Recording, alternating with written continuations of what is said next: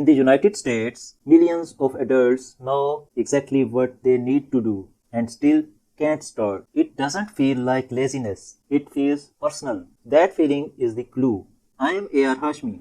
I have spent years researching how our brains quietly work against us, especially inside modern American life, where productivity pressure is constant.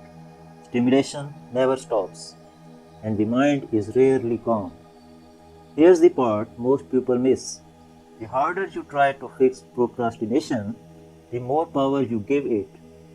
This channel explains why your brain creates emotional pain and what actually reduces it. By the end of this video, you will understand why procrastination feels like a personal failure in the US, why your mind keeps delaying even when you care, and how emotional pain is being generated not by weakness but by protective brain system that's overstimulated. Nothing here is about motivation. This is about awareness. You sit down to work and your body tightens. Your chest feels heavy.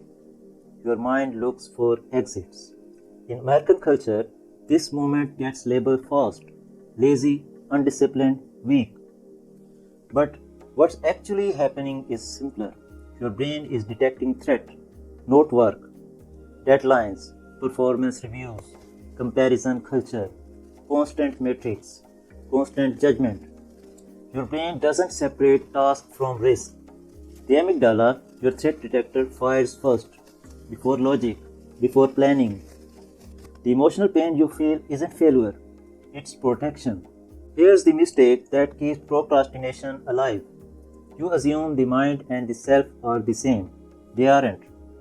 The mind is a stream. Thoughts, urges, fears, justifications. When you feel conflicted, the conflict is happening inside the mind itself. But modern American culture treats thoughts like commands. If I don't feel ready, I shouldn't start. If this won't be perfect, it's pointless. Those are not truths. They are signals. Thoughts are not reality. When you obey every thought, emotional pain multiplies. This is where procrastination becomes deceptive. Your mind stages debates, plans, optimizations. You feel busy, but nothing moves. This is fake effort. The brain creates mental motion to avoid physical action. Why? Because action exposes uncertainty, and uncertainty feels unsafe. So the mind says, let's think more, let's prepare, let's wait. American work culture rewards this. Meetings about work feel safer than work itself. The emotional pain here is subtle. You feel exhausted without progress. This part matters. In the US, intelligence is weaponized by the mind. Research, planning, self-improvement content. All of it can become avoidance. Getting smarter often makes procrastination worse because the mind learns better excuses. Efficiency, optimization, self-care. Movement replaces progress. The dopamine system gets fed without risk, and emotional pain grows quietly in the background.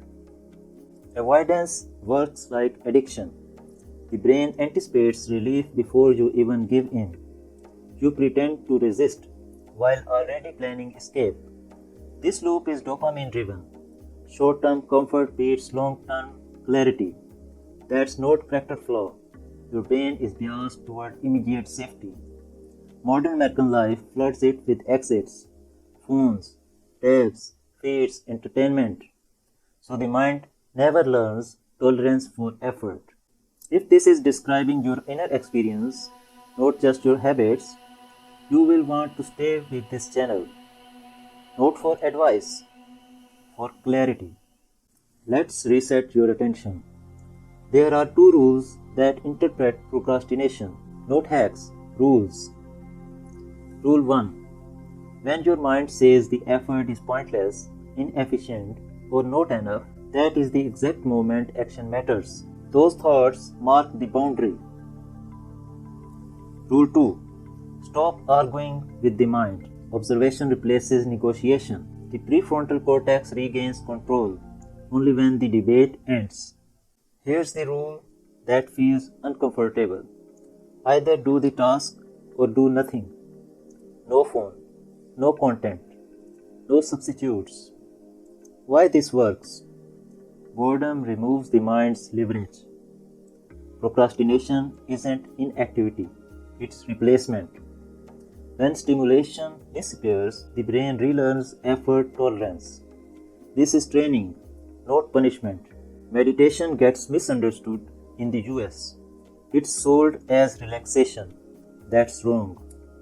Meditation removes rewards from the mind.